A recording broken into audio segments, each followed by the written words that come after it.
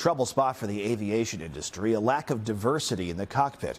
The Federal Bureau of Labor Statistics says only about 4% of all commercial pilots are black. But one local organization is trying to change the face of aviation, one student pilot at a time. Greg Cergol has the story in this week's Positively Black. Jerome O'Brien avionics off and Philip Martin are two teens preparing for takeoff.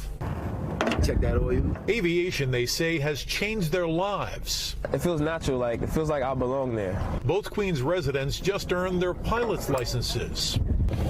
Clip up. A dream that once didn't seem possible for city kids like them. I've always loved planes. I always knew I wanted to be a pilot, but I never really knew, where's the door for me to enter in. No leakage, everything is good. The guy who helped find that door is NYPD officer Cleet Titus. You want to kind of tilt your plane a little bit this way? Titus is a certified flight instructor, another city kid who dreamed of flying. What are we going to say, airspeed what? Airspeed alive. And wanted to give a new generation the kind of opportunity that eluded him. You know, it's very costly to do aviation. And I said, you know what? Imagine having a program where you can allow kids to be able to do it, but for free. To do that, Titus teamed with his old NYPD partner, Milton Davis, to create a nonprofit called the Young Airmans Association. Now I want you to hold it. Their simple goal, to train more pilots of color. We had some kids that actually, the first time they ever was on a plane in their life was flying with us. Used to. Yes.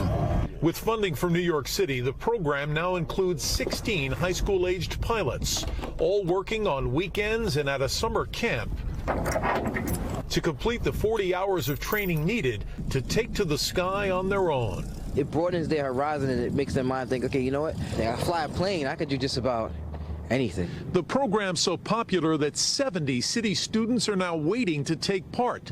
A lack of funding is what's keeping them grounded. It costs roughly $10,000 to train each of the young pilots. Now when you're a pilot, you have that freedom. That's what it's all about, the freedom. A freedom that propels Philip Martin to drive to Long Island from college in Pennsylvania every weekend to continue his training. Left traffic clear for takeoff, not a self-go.